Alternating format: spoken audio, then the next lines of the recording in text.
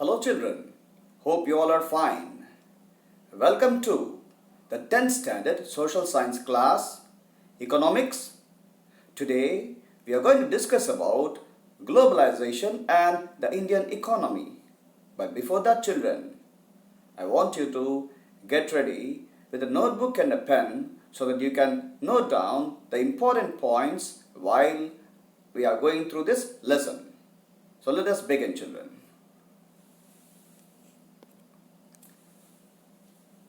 So, what is globalization?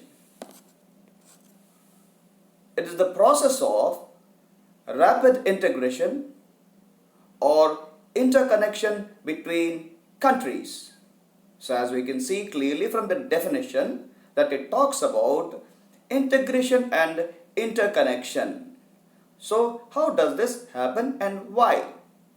So, this rapid integration or interconnection between countries happens because of foreign trade and foreign investment, which we are going to discuss in the coming slides. Okay, note down the definition children. So globalization is the process of rapid integration or interconnection between countries by foreign trade and foreign investment.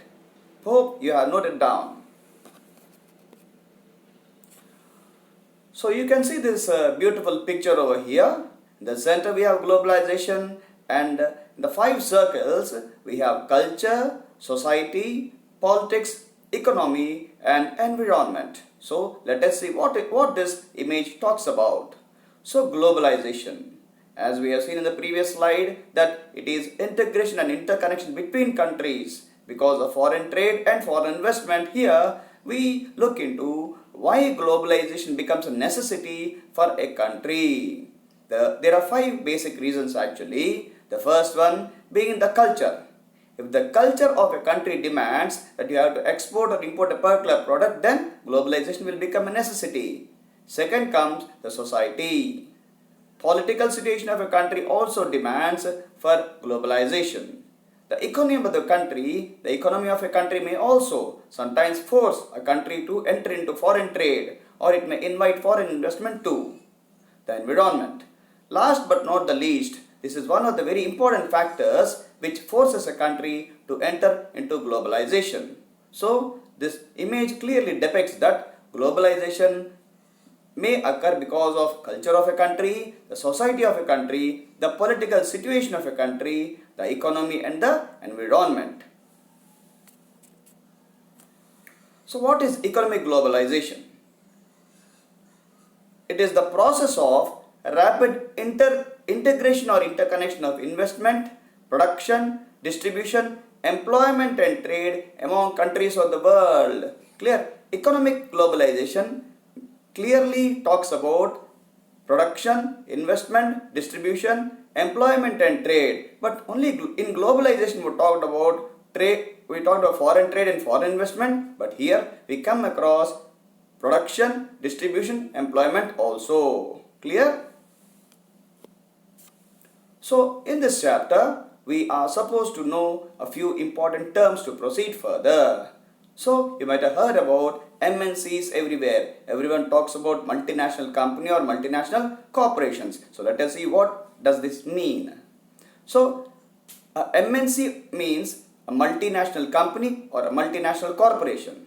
So, these are the companies or corporations which have their business in more than one country. So, multinational companies or corporations are the companies or corporations which have their business in more than one country. For example, Pepsi, Nike, Apple and Microsoft are a few MNCs. Tata is an Indian MNC. Tata is an Indian MNC. Clear? Investment. So what is investment here? As we have seen, clearly it talks about, globalization talks about investment and trade. So what is investment? We must know. So the money that is used to assemble the factors of production, I mean to say money invested to buy the factors of production like land, building, machinery. Yes children, you are right. you learnt about the 4 factors of production in your previous classes. The 4 factors of production are land, labor, capital and organization. So quick review of investment. So the money that is used to assemble the factors of production such as land, building, machinery, etc. is called investment. Then what is foreign investment? Investment made in a country by a multinational company originated from some other country is called foreign investment. For example, if there is a car manufacturing unit in India, for example it's in Chennai, and a company from the USA wants to invest some money in the company, it is called as foreign investment. So you could differentiate between investment and foreign investment, children. So what is foreign trade here? The trade or buying and selling activities among different countries are called foreign trade. See, the exchange of goods and services is basically because of the need of the country. There are 5 basic reasons as we read. So how does this happen? One is export. Export means selling of goods or services to any foreign country. For example, Kerala is very much famous for its spices across the globe. So it exports spices to some parts of the world. For example, Kerala exports spices, okay, to UAE, the United Arab Emirates. Then it's called as exporting of goods. Import. Buying of goods or services from rest of the world. Import. Okay, for example, India imports Audi cars from abroad. Clear? India imports Ford cars from Detroit. So this is an example of importing. So foreign trade involves buying and selling activities among different countries. Basically, this is done through export and import of goods and services. So how do countries get interconnected? This is an important point in this chapter. Okay, how do countries get interconnected? I mean to say, how they enter into trade with different countries. First, spreading production across countries. They spread their production across countries. They start up manufacturing in different country and then they start production. Interlinking production by setting up production centers in different countries. They set up different production centers in different countries like Coca-Cola. Coca-Cola, USA, it has many production units in different parts of the world. Clear? Joint production of MNCs with domestic company. Sometimes an MNC takes over a domestic local company and starts manufacturing products. So this is called a joint production with domestic companies. Clear? Free trade among countries. So see, we are going to read about World Trade Organization in the next slides actually, the coming slides, where the main purpose of WTO is to make the whole world a free trade zone. So by conducting free trade also, they connect with different parts of the world.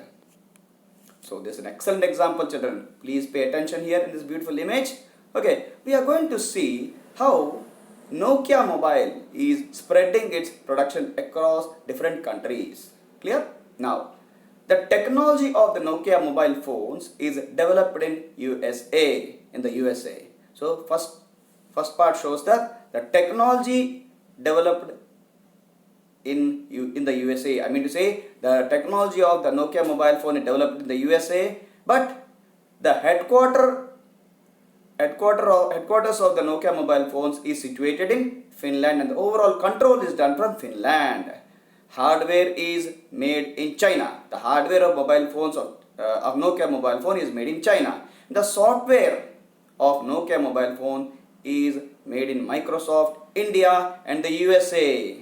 Okay, but last but not the least, children, the Nokia mobile phones are assembled in India and China. This is how Nokia mobile phones spreads its production across different countries like USA, Finland, China, India. Clear? So this is a beautiful example of about how Nokia mobile phone spreads its production across different parts of the world. So what is the benefit of spreading production across different countries? First, quality and cheap labor. In some countries, the labor is very costly. I mean to say, they charge more per hour. So when they spread production, they will first conduct a survey and find out in which country the labor is cheap. So then the first benefit of spreading production is the companies get quality and cheap labor. The second one, low cost of production, because the production is done in bulk. Okay, when they get cheap labor, okay, the other resources may also be cheap. Then the cost of production will be reduced. Wider market. So the companies which manufacture different parts of the world have a wider market to sell their product. Better quality of material. So when an MNC is setting up its office in different country, or for example, as I told you that if there is a car manufacturing unit in Chennai, India, and a company from USA wants to invest some money in the company, then the government will be sure that the company manufactures better quality of material. Next, final production near the market. So the final production of the product is done close by to the market where they can sell their product very easily. These are a few benefits of spreading productions, and there are many more. Interlinking production across countries. How they interlink? For example, USA is there. It actually interlinks its production for different products across different countries. It purchases, it imports or exports goods to Pakistan, India, China and Bangladesh. Clear? Benefits of interlinking production for the MNCs. What are the benefits for multinational companies or corporations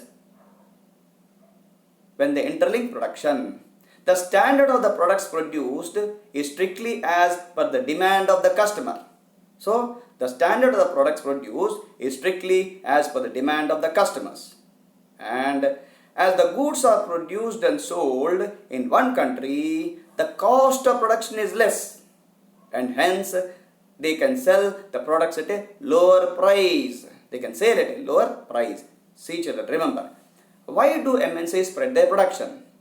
Why do they come into different countries? The main motive is to profit from the business. So they look into different parameters before setting up a company in a different country. First, they want to reduce the cost of production. The cost of production can be reduced if the labor is cheap, the cost of raw materials is cheap, the cost of transportation is cheap, and many things should be economical. So, as the goods are produced and sold in one country, the cost of production is less and hence can sell at a lower price. They get a better consumer response as the goods are produced in their locality. Benefits of interlinking production for domestic countries: increase in employment opportunity for the people of domestic country. It brings foreign capital and helps in expansion of foreign exchange or reserve. Clear? It helps in utilization of unused resources. Customers get better quality products at comparatively lower price.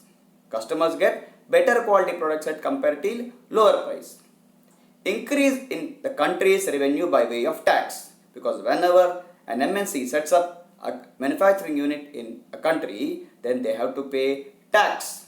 So tax is a revenue for a country. In this way, a country can get revenue by way of tax. What is integration of market? So integration of market refers to export and import of goods and services among countries. It refers to export and import of goods and services among countries.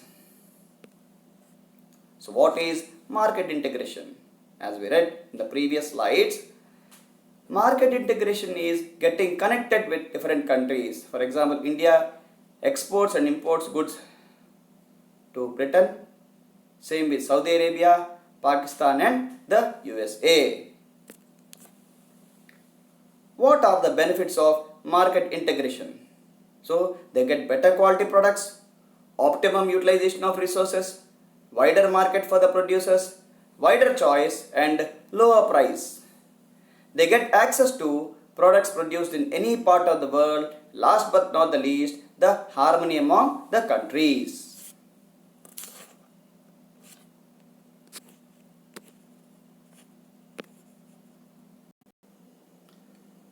So what are the causes for imposing trade barriers? So it depends upon the different strands of the economy or different standards of the economy. the economy standards may sometimes force a country to obstruct the entry of imported goods into a country or foreign investment into a country. To protect local small and tiny industries, sometimes trade barriers are started. Whenever there is a fear of economic colonization by strong countries, trade barriers are generally started. For example, when the foreigners came to India to trade, no barriers were there. Hence, they were easily able to enter our country and started trade, and they slowly gained political dominance and ruled our country for many years. Sometimes, some companies or some products which are imported may have a threat to the society and the culture. Hence, trade barriers are imposed. Clear? Thank you, children. Next slide. World Trade Organization. So let us see what is World Trade Organization. What is its objective? What are its functions? So the main objective is to promote free trade worldwide. So what is WTO or World Trade Organization? It is an organization formed by the initiative of some developed countries, and now it has 164 member countries worldwide till July 2016. Remember children, it is an international organization formed by the initiative of some developed countries, and now it has 164 member countries worldwide, and this data is till July 2016. So what is the objective of WTO or World Trade Organization? The main objective of WTO is to promote international trade and assist the producers, exporters and importers of different countries. So it helps the producers, exporters and importers of different countries to conduct trade among countries. What WTO wants? As we discussed in the beginning of the slide about WTO, it wants to promote trade, free trade, clear? So it wants to make the whole globe a free trade zone. So what WTO wants? It wants no restriction for anyone to buy or sell anything produced by anyone around the globe. Do you remember children? What WTO wants? It wants no restriction for anyone to buy or sell anything produced by anyone around the globe. Factors enabling globalization. Let us see what are the factors which enable globalization. Development in technology, clear, the communication technology because of the internet. Okay, many technologies are there, many satellites have been sent to the space, so because of that communication technology has improved a lot. So that's the first reason, first factor which enabled globalization. Liberalization of foreign trade and investment. Liberalization is nothing but removing the trade barriers or sometimes making some of the trade barriers a bit not so stringent. Clear? Liberalization of foreign trade and investment. This I mean to say here that if they remove the trade barriers, it will be liberalized trade, or then foreign trade and investment can easily pour into different countries. Development in technology. This is the most important factor for development of globalization. Let us see what is in store. Communication and information technology. Production technology. See children, the production means the number of products per second or per minute. It may be the products per minute, per hour. It depends upon company to company or an organization also. So when the production is linked to computerization or robotics, many things play a very big role. Initially, there was only mechanical engineering. Now it is instrumentation or instrumentation we call it. Okay, now it is robotics linked with mechanical production and instrumentation. So by integrating all these production technologies, the production can be increased. Hence, globalization is also increasing. Transportation technology. When the transportation technology has improved, the main factor here is also transportation technology. When the transportation technology is the best, it gives scope for globalization. Packaging technology, better packaging technology. If there is better packing technology, then packaging technology, products can be packed properly, they can be kept for many days or hours together, they can be sent abroad or brought in. I mean to say, if the packaging technology is developed, then products can be packed, they can be exported or they can be imported. I mean to say, the shelf life will be more if the packaging technology is the best. If you have seen Tetra Packs, Amul India, okay, it is a global giant now when it comes to milk production. The best packaging technology is available with Amul India. Locally, we can say Vishaka milk also. Okay, if you purchase a packet, it stays for more than 30 days or 60 days. Depends upon the kind of pack you purchase. Tetra Pak, for example. Clear? So, these products can be exported to different countries also because the packaging technology has developed. Liberalization. What does it mean? Liberalization, as I told you, it means removal of barriers by the countries on foreign trade and investment by MNCs and foreign investors. I mean to say, if someone wants to start or invest money in India, if you remove the trade barriers, then they can easily invest in our country. So this is liberalization. Liberalization means making free. Clear? Liberalization means removal of barriers by countries. What are the positive effects of globalization, children? We will see here. So, better quality products for consumers at a lower price. This is the first important positive effect of globalization. Consumers get best quality products at a lower price. Consumers have a choice. Because when you liberalize the economy, many companies are going to set up their manufacturing units in our country. So, we have choice of products. And there is a worldwide market for Indian producers. When globalization is there, when other countries also allow us to set up our companies in different countries, we have a wide market for Indian produce. Let us take the example of Tata again. Tata has many manufacturing units in different parts of the world. So Tata's cars are sold across different parts of the world because it has different manufacturing units too. It helps in capital formation, money flow will be more for Indians. Employment outside India because of globalization. Okay, when you befriend a country and when you invite them to invest in India, they also give employment opportunities for us to work outside. Clear? Access to better technology. Because of globalization, we have an access to the best technology in the world. Clear? Negative effects of globalization. For everything, there is pros and cons, positive and negative things. Okay, we will see what are the negative effects of globalization. Clear? So, globalization brings threat to small or local producers. Small local producers, it's a very big threat. Because when MNCs enter, clear, they increase the production.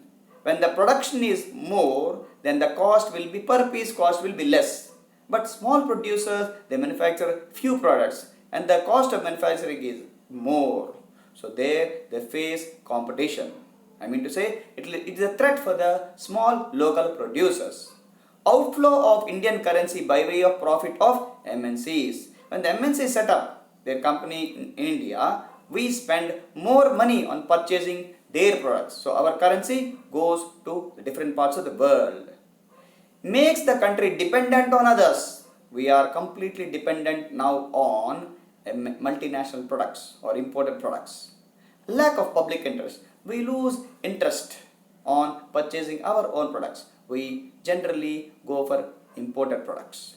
Exploitation of employees. Remember children, when MNCs want to set up their manufacturing unit or service unit in India, they can exploit employees because there is no rule of hire and fire. They can hire employees as they like and they can remove. Firing means removing the employees as they like. Disrupts the social and cultural life of people. Okay, so when globalization increases, it disrupts the local life of the people. Because of globalization there is a brain drain. Brain drain means the Indians are studying in India and they are going abroad and working for different companies across the globe.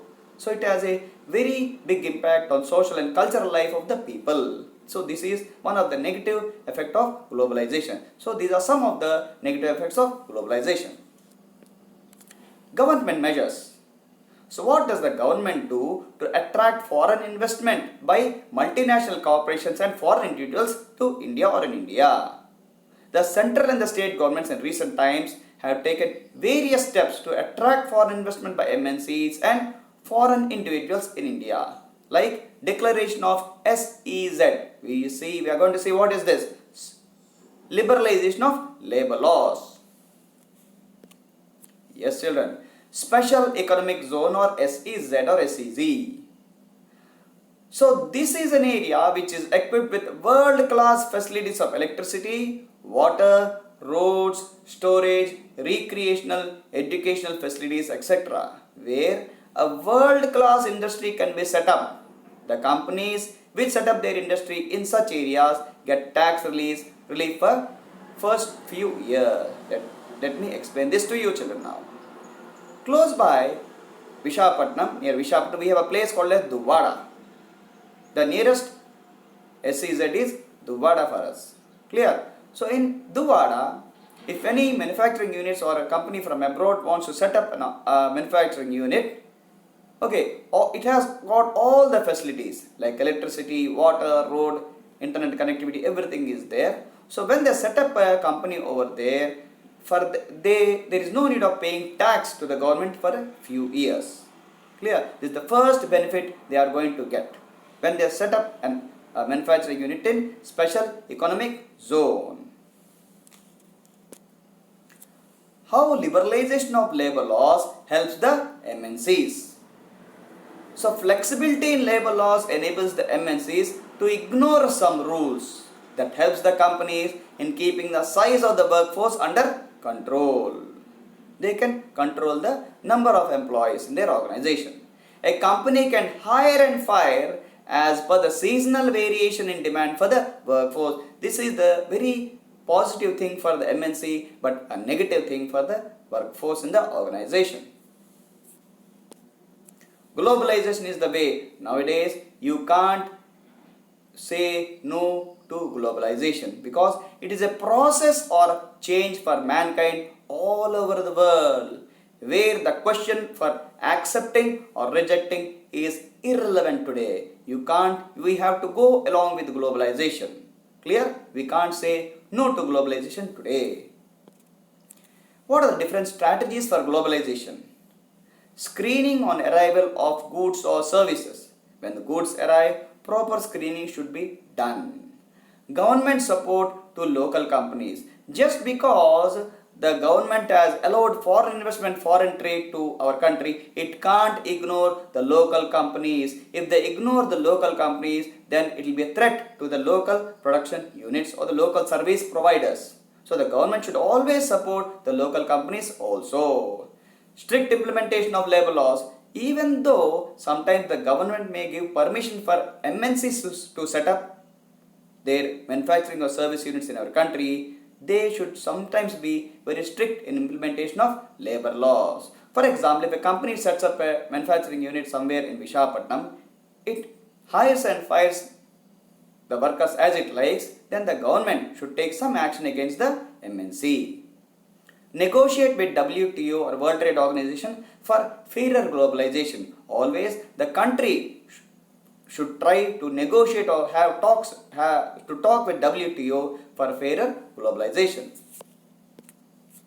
So here is a small concept here, children. What is indentured labor?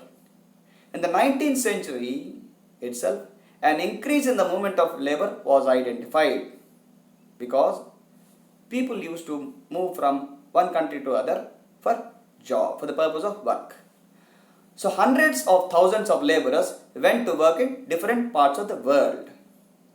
Many of these were indentured migrants. Who are these? We'll see. An indentured laborer is a laborer or a bonded laborer under the contract to work for an employer for a specific amount of time to pay off his passage to new country or home. For example, if I want to work as an indentured laborer, I am traveling from here to Sri Lanka.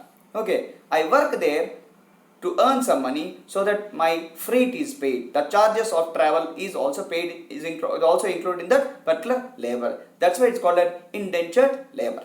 Clear? An indentured laborer is a bonded laborer under the contract. It is a contract to work for an employer for a specific amount of time to pay off his passage to new country or home. Controls by MNCs. How do MNCs control?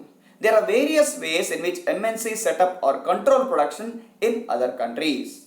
At times, MNCs set up productions jointly with local companies.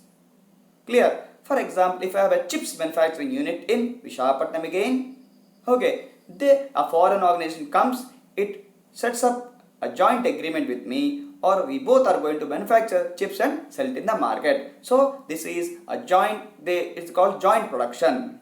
The local company benefits by additional investment. So when I am an Indian and I am manufacturing, I have a chips unit, okay, potato chips unit, okay. So foreign company comes and invests money and it gives me latest technology also. I mean to say production technology, okay, or communication technology. When it invests money, it comes with latest technology also. So at MNC set up production jointly with local companies. The local company benefits by additional investments and latest technology that the MNCs bring. Foreign trade. The international exchange of goods and services through business is called foreign trade.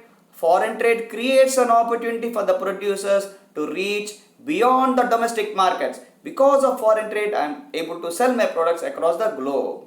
For the buyers, trade expands the choice of goods beyond what is domestically produced. See, because of foreign trade, we as buyers, we have options to purchase the products which are not domestically produced. Clear? Foreign trade results in connecting the markets or integration of markets in different countries, leading to globalization. Because of foreign trade, different countries connect and then it gives scope for globalization. Arab Spring, a new concept here again for you children. Few years ago, several nations in Western Asia and Northern Africa like Tunisia and Egypt were influenced by each other's revolutions and uprooting of dictators. Dictator, you might have heard about Hitler, he was a dictator. Okay, whatever he says, he is final. This was called Arab Spring. In these countries, media played a crucial role. In this way, a type of globalization or sharing of ideas took place. Clear? Trade barriers. As I told you in this class, again, I am repeating this. So, India got freedom. After that, there were many trade barriers. I mean to say, it restricted many companies to import products to our country. Later on, when India developed, somewhere in the year 1991, Liberalisation happened, where many of the trade barriers were removed and flow of foreign goods and services has increased. Clear? What kind of goods and how much of each should come into the country is generally calculated by the country. Such restrictions are called trade barriers. Tax is an example of trade barrier. If you increase the tax, import of goods will reduce. If you increase the export tax, export of goods will reduce from a country. So thank you children. Keep reading. Do complete your homework which is given at home.